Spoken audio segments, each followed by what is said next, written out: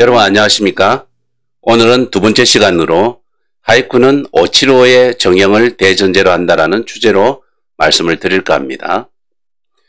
오늘 살펴볼 내용은 맨 먼저 하이쿠의 구조, 그리고 오치로의 정형, 이어서 여러가지 변형된 형태의 하이쿠, 마지막으로 자유시를 과연 하이쿠라 볼 수 있는지에 대한 내용을 중심으로 해서 설명드리겠습니다.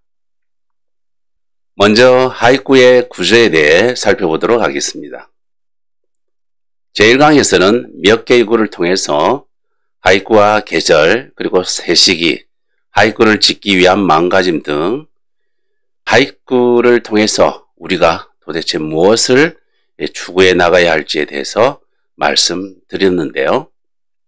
오늘 이 시간에는 구체적으로 하이쿠가 어떤 구조를 가지고 있는지 하나하나 살펴보겠습니다. 단 한 가지 중요한 말씀을 먼저 드리고 싶은데요. 오늘 이 시간에 다룰 내용 중에 오치로라는 하이쿠의 정형을 벗어난 몇 가지 형태를 소개해 드릴 텐데, 이것은 하이쿠를 이제 막 시작하려는 아니면 이미 시작한 여러분들께 이를 본받아서 하이쿠에 반영을 해보시라고 드리는 말씀은 아닙니다. 이 점을 충분히 이해해 주시고 본 영상을 시청해 주시기 바랍니다. 어디까지나 일종의 지식 차원에서 이해하고 넘어가 주셨으면 좋겠습니다. 그럼 하이쿠 세계로 함께 출발하겠습니다.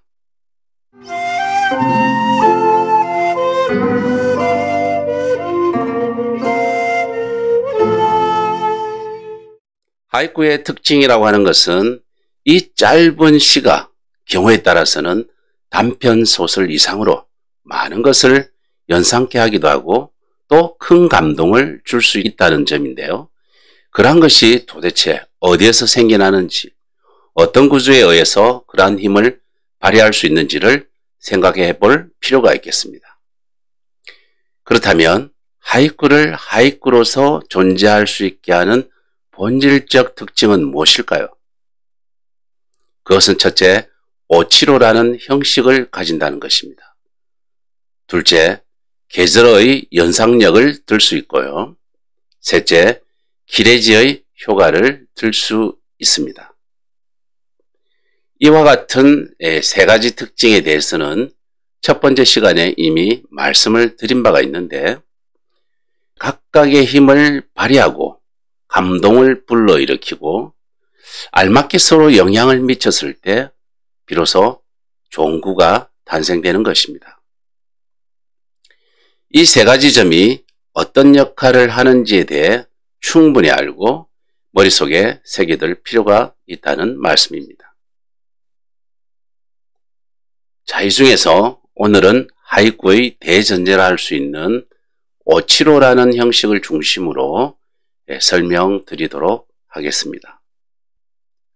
하이쿠와 단가가 어떠한 차이가 있고 어떻게 구별을 해야 하는지 정확하게 모르는 분이라 할지라도 가령 오치로라든지 오치로 77처럼 음절수로 구분되고 있는 것은 여러분들도 잘 알고 계시리라 생각합니다.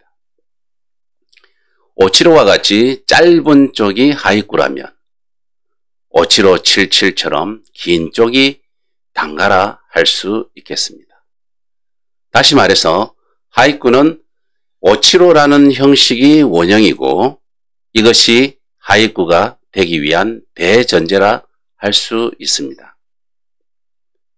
오치로의 형식은 어떻게 유래했는지는 제1강 영상을 참고하시고 이번 시간에는 설명을 생략하도록 하겠습니다. 먼저 한 장의 표를 준비했는데요. 함께 보시겠습니까? 자, 표에서도 알 수 있듯이 최초의 오음을 가미고 또는 쇼고라고 합니다. 가운데 칠음을 나가시찌라고 하고 마지막인 오음을 시모고 또는 자고라고 합니다. 그럼 구를 한번 읊어보도록 할까요? 이나비까리 기타요리 쓰레바 기타오 미루 이나비까리 기타요리 쓰레바 기타오 미루水にまだ青空残るしぐれかな水にまだ青空残るしぐれかな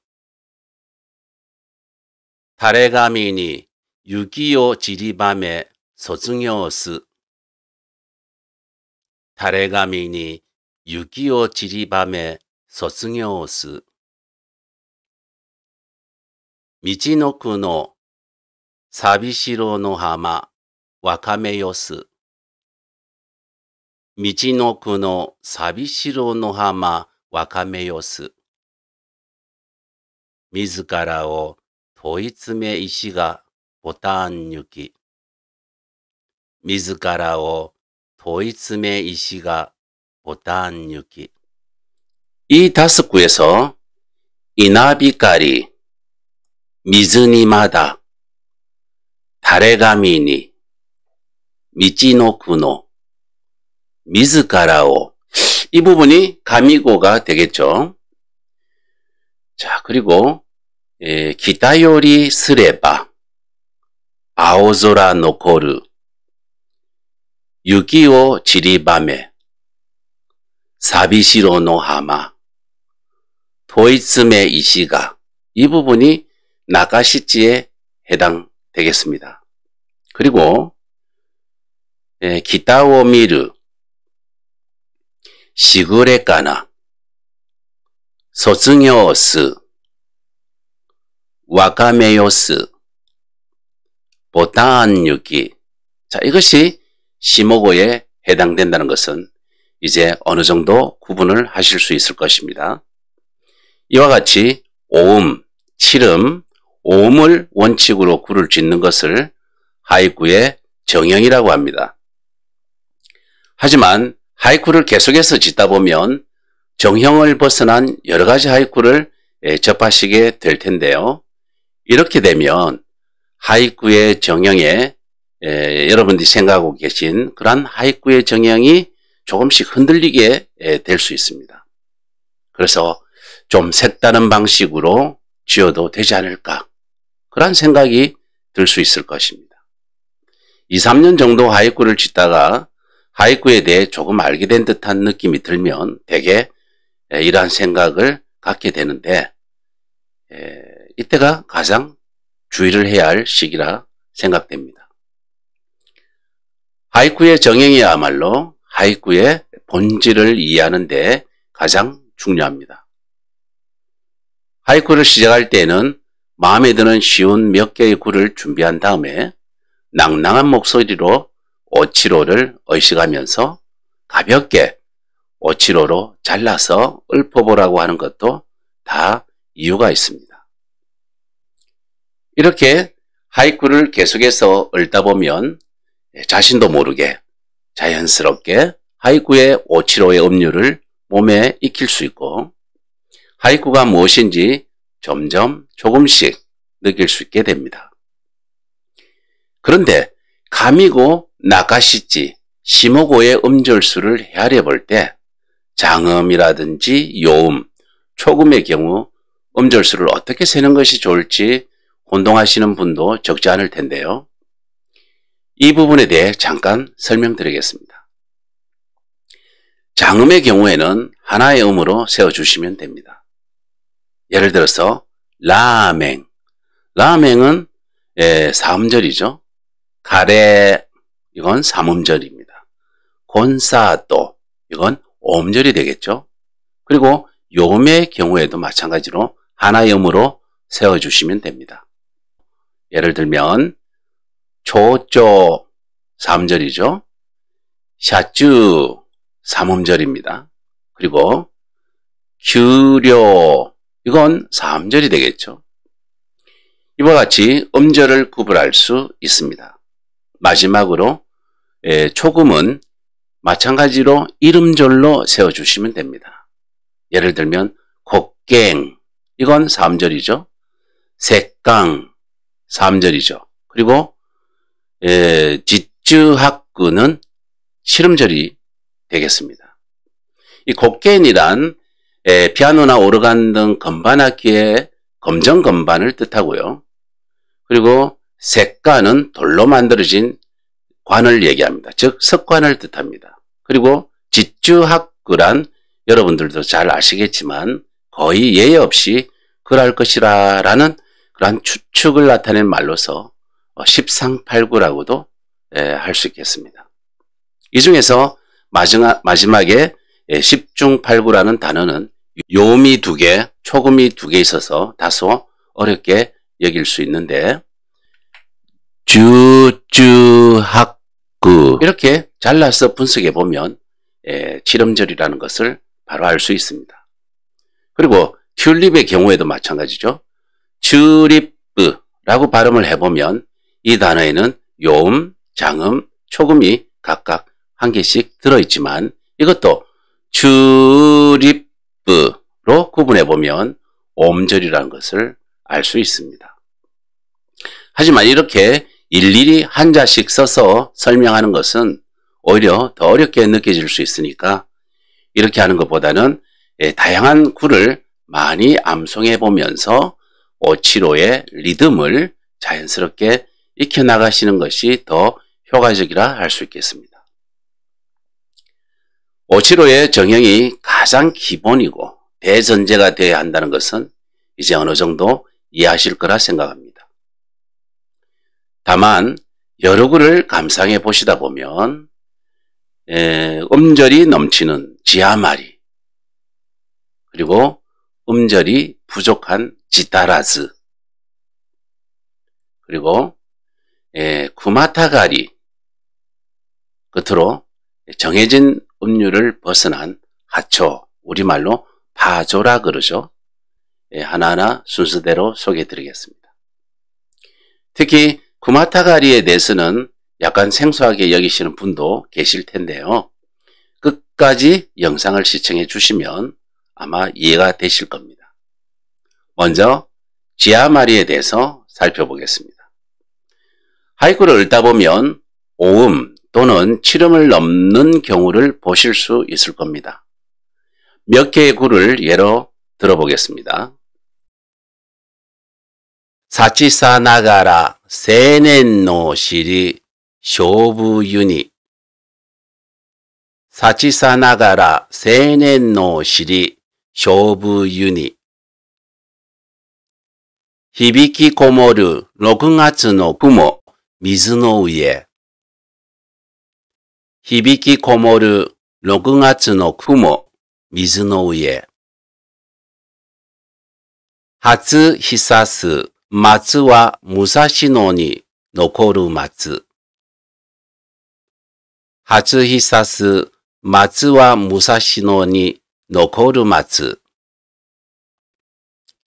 しばらく聞けり猫が転がすくるみの音しばらく聞けり猫が転がすくるみの音ロシア映画見てきて冬の人参太しロシア映画見てきて冬の人参太し이와 같이 지아마리는 가미고에도 나가시치에도 그리고 시모고에도 존재할 수 있음을 알 수 있습니다. 이번에는 미즈하라 슈오 씨의 구를 한번 감상해 보도록 하겠습니다. 바라노 사카니 키쿠와 우라가미노 가네나라즈야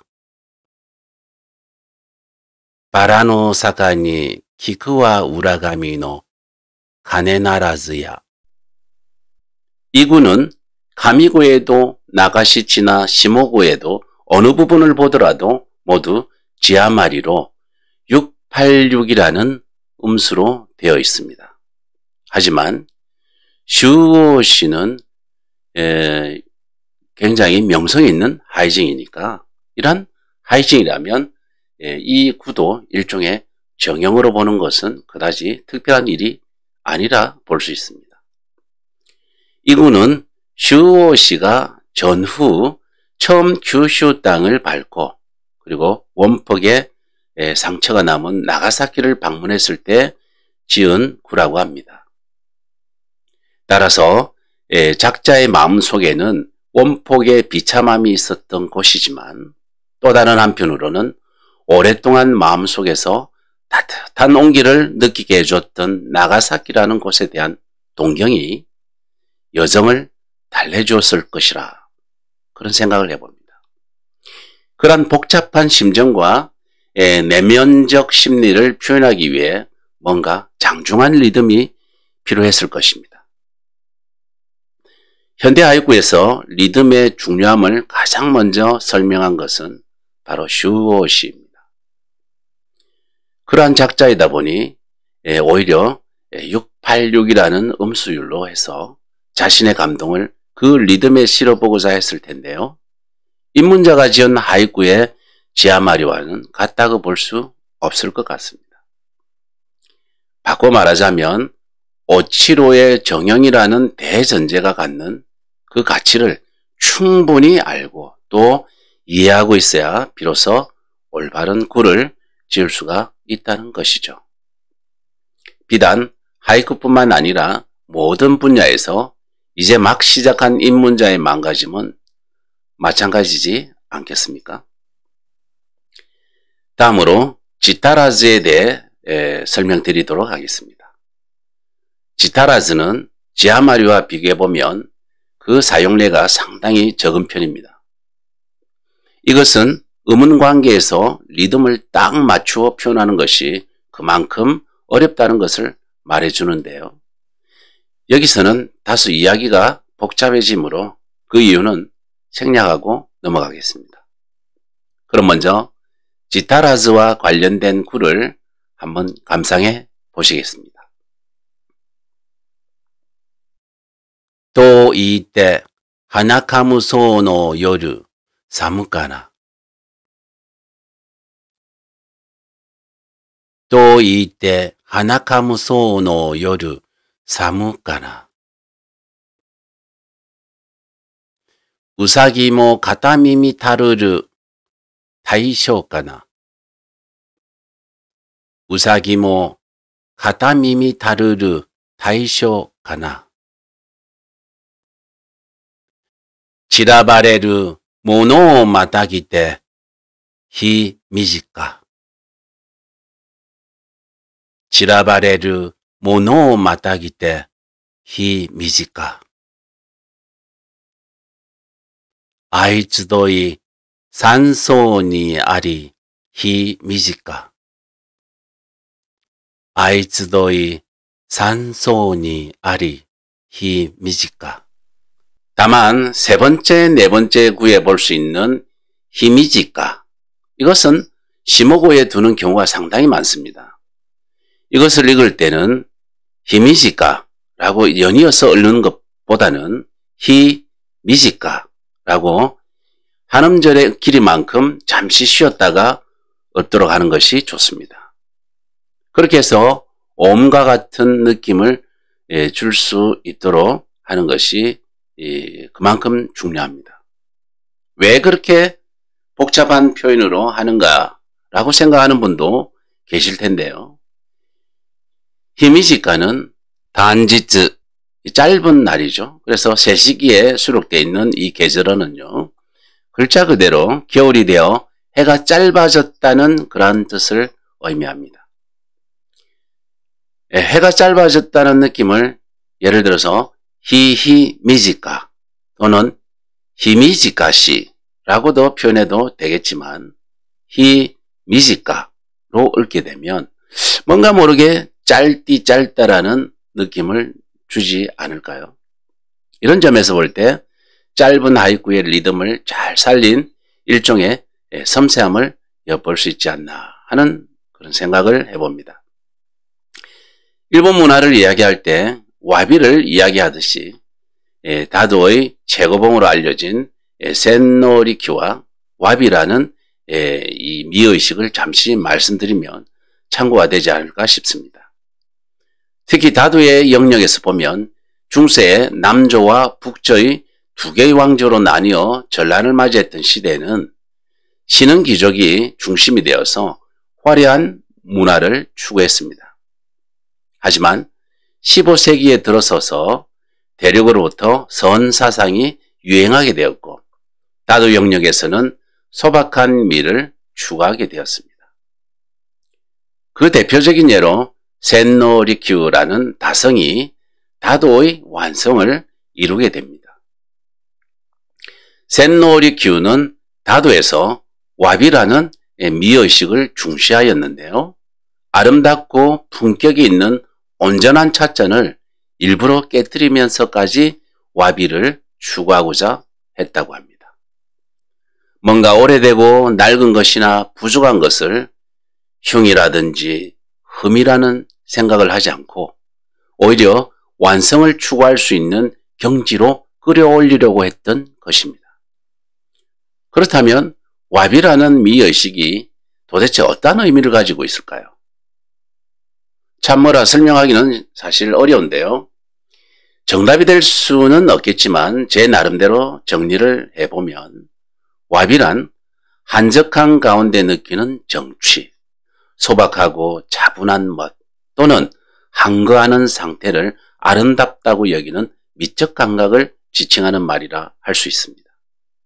또한 호화로운 것보다는 흠이 있어서 세간의 관심에서 멀어지고 또 밀려난 것 또는 버려진 것, 쇠퇴한 것, 불안한 것 가운데서 느낄 수 있는 미라고 정리할 수 있겠습니다.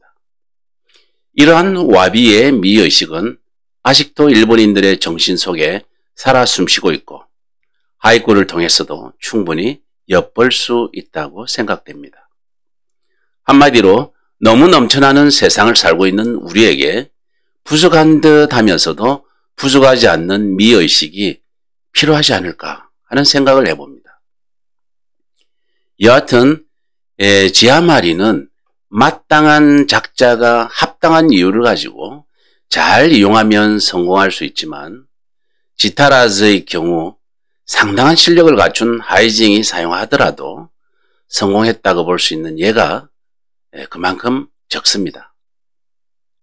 다카마 교시의 도 이이테 등은 불과 몇 되지 않는 성공작 중에 하나라 불립니다. 그만큼 정확하게 사용하기 어렵다는 말씀을 드리고 싶습니다. 하나의 지식으로서 기억에 두는 것만으로 충분하지 않을까요? 저는 그렇게 생각합니다. 자, 이번에는 여러분들께 다소 생소하게 여겨질 수도 있는 구마타가리, 이 구마타가리에 대해서 알기 쉽게 설명드리겠습니다. 쉽게 말하자면 하이쿠는 575라는 정형을 가지고 있다는 것은 이미 여러분들도 잘 이해하고 계실 텐데요. 하이쿠를 읊을 때는 보통 가미고, 나가시치, 시모고, 즉 575로 끊어서 읊게 되는데 일단 마사오카 시키의 구를 소개해 드릴 텐데요. 여러분들도 각자 한번 읊어보시기 바랍니다. 하루 오시무 야도야 니혼노 도후지루 하루 오시무 야도야 니혼노 도후지루. 여기서 하루 오시무가 봄을 나타내는 계절어인데 보통은 가미고로 끊어읽게 되지만 나가시치의 도중에 걸쳐서 의미를 잘 전달할 수 있는 즉 야도야의 야라는 기레지까지 끊어주는 것을 구마타가리라고 합니다. 더 쉽게 표현하자면 마타가리라는 것은 뭔가에 걸치다라는 그러한 의미를 가지고 있는데 여기서 가미고와 나가시치에 걸친다는 의미에서 구마타가리라고 하는 것입니다. 이 구는 전체적으로 하루 오시무 야도야 그리고 니혼노 도지루라는 두 개의 커다란 의미로 구성이 되어 있습니다. 물론 17음으로 이루어졌다는 것은 알 수 있겠죠. 이처럼 오치루라는 정형을 내세워 하루 오시무가 여기에서 끊어버리면 오히려 감상하기 어려워지는 경우가 있는데 이러한 경우에 구마타가리를 적절히 반영하면 좋다라는 그런 내용입니다. 하루 오시무라는 것은 제대로 즐겨보지도 못한 채 봄은 그렇게 또 가는구나라는 봄을 아쉬워하는 마음이 한껏 담겨 있다고 볼 수 있습니다. 하나의 의미는 이렇게 봄이 지나는 것을 아쉬워하는 마음을 야도, 즉 여관의 작자의 감정을 이입하여 영탄을 노래하고 있고요. 또 하나는 일본의 두북국이라는 의미로 봄은 가고 나면 여름, 가을, 겨울을 지나 그래야 다시 봄이 오지 않습니까?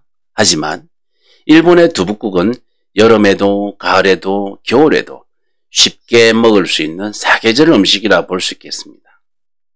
이처럼 봄의 아쉬움을 아주 일상적인 일본의 두부국과 대조하여 그 아쉬움이 실로 크다 그런 느낌을 가질 수 있는 구라 저는 생각합니다. 물론 구를 읊고 감상하는 것은 저와 여러분이 같을 수 없다는 것은 당연하죠. 그러니 감상하는 여러분들 각자가 나름대로 감상을 해보시는 것이 무엇보다도 중요하고 마땅한 것입니다. 여하튼 구마타가리로 포함한 구를 지을 때에도 역시 주의해야 할 것은 전체적으로 오치로라는 정형을 지키는 것이 중요합니다. 물론 카미고를 지아마리로 한 구마타가리라든지 시모고를 지아마리로 한 구마타가리도 있고요. 카미고를 지타라즈로 한 구마타가리, 그리고 시모고를 지타라즈로 한 구마타가리, 여러 가지 패턴이 있을 수 있습니다. 또 하나의 구를 더 소개해 드릴 텐데요. 한번 감상해 보시겠습니다. 테니 아마루 즈바나요 덴샤 하야토모리. 테니 아마루 즈바나요 덴샤 하야토모리. 기노시타 유지. 이 구에서 계절어는 즈바나가 되겠는데요. 여러분 혹시 띠 또는 띠꽃을 알고 계십니까? 띠는 굉장히 생명력이 강하고 벽과의 여러 해 살이 풀인데요. 멀리서 보면 마치 벼의 모습과 비슷합니다. 꽃은 5월, 6월에 피는데 은백색의 명주 털로 둘러싸인 모양을 하고 있어 마치 은물결을 치는 듯한 느낌이 들기도 합니다. 벼간 곳이든 척박한 곳이든 잘 자라고 예전에는 들의 논두렁이나 밭두렁 등에서도 쉽게 볼 수 있고 또 꽃을 피우기 전에 그 속을 까서 먹으면 향긋하기도 하면서 단맛이 나는 그런 풀이었습니다. 60, 70년대를 시골에서 성장한 사람이라면 띠와 관련한 추억이 있을 거라 생각합니다. 저도 잠시 띠꽃을 설명해 드리다 보니 친구들과 들녘에서 논의했던 옛 추억이 떠오르네요. 설명이 좀 길어졌는데요.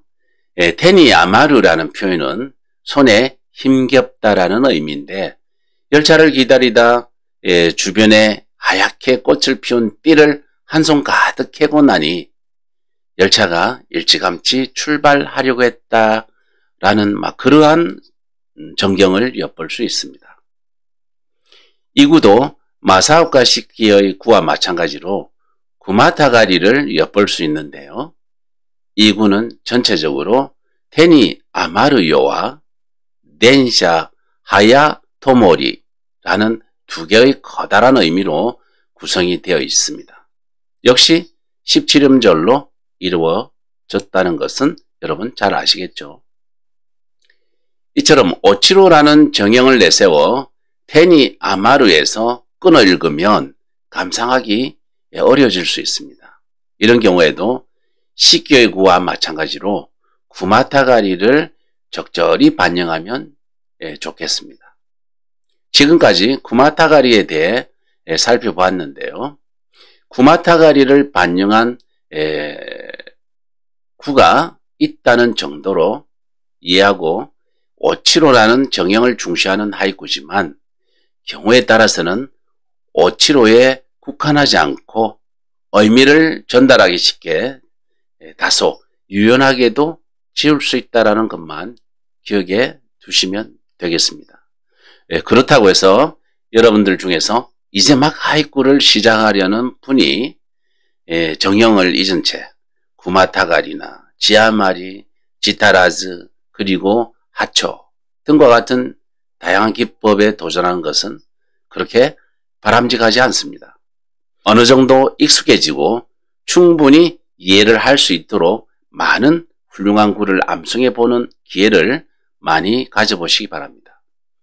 비가 오나 눈이 오나 바람이 부나 한결같이 오치로로 읊어보는 겁니다. 아시겠죠? 그리고 시간이 어느 정도 지나면 조금씩 여러분 스스로가 변화되고요. 또 깊이가 더해지고 있다는 것을 느낄 수 있을 겁니다. 마지막으로 하초라는 그러한 기법에 대해서 설명드리도록 하겠습니다. 지금까지 설명드린 지아마리나 지타라즈, 구마타가리 모두 포함해서 정형 위의 형태를 모두 하초라는 그런 의미로 볼 수 있습니다. 이건 넓은 의미의 표현이죠. 하지만 여기서 설명드리고자 하는 것은 좁은 의미의 하초라는 점을 먼저 밝혀둡니다. 하초와 관련해서 후지타 쇼시의 구를 소개해 드릴까 합니다. 구치부의 휴도 고호 시니타르와 나츠까. 구치부의 휴도 고호 시니타르와 나츠까. 후지타 쇼시. 지금까지 설명해 드린 것과는 달리 어디가 어딘지, 어떤지, 그리고 뭐가 다른지 설명드리기가 그리 쉽지 않습니다. 구치부의 휴도의 경우 가미고로 지하말이고요. 고호 시니타르와 나츠카의 경우는 나카시치 시모고로 쿠마타가리와 지타라즈 이것이 함께 사용되고 있다는 것을 알 수 있습니다. 후지타 쇼시의 구는 여름날 치바현의 교남마지에 소재하는 호슈 해안에서 지은 구인데요. 에서 의식하여 구를 지으려고 한 것이 아니라 갑자기 입에서 툭 튀어나온 것이라고 합니다. 이 구는 누가 보더라도 당연히 하초로 볼 수 있겠지만 마음속 저면에는 처음부터 오치로라는 정형을 의식하지 않고 읊은 것이 그대로 발표된 그런 구로 알려져 있습니다. 만약에 오치로라는 정형으로 새롭게 지었더라면 아마도 그 당시에 그곳에서 느낀 감정을 제대로 담아내지 못했을 것이라 생각합니다. 이러한 예는 그리 흔하지 않지만 간혹 여러분들도 접하실 수 있을 것입니다. 하초구는 자신의 내면의 느낌이나 생각이 무의식적으로 입으로 튀어나오는 것으로 처음부터 일부러 의식하여 없는 그런 하이쿠는 결코 아닙니다. 하지만 이런 형태의 하이쿠도 있구나 라는 정도의 느낌으로 알아두시면 되겠습니다. 자유시는 하이쿠가 아니라는 것은 변함이 없습니다. 지금까지 말씀드린 오치로라는 정형을 비롯해서 음절수가 넘치는 지하마리, 음절수가 부족한 지타라즈, 가미고와 나카시치에 걸쳐지는 구마타가리, 끝으로 하초 등과 같은 다양한 변형을 소개해 드렸습니다. 이러한 형태는 모두 오치로라는 정형에서 벗어나기 위한 것이 아니라 항상 정형 속에서 하이쿠는 추구되어야 한다는 점을 마지막 다시 한번 강조해 드리면서 오늘 이 시간 마칠까 합니다. 시청해 주셔서 대단히 감사합니다. 다음 시간에 더 좋은 콘텐츠로 뵙겠습니다. 감사합니다.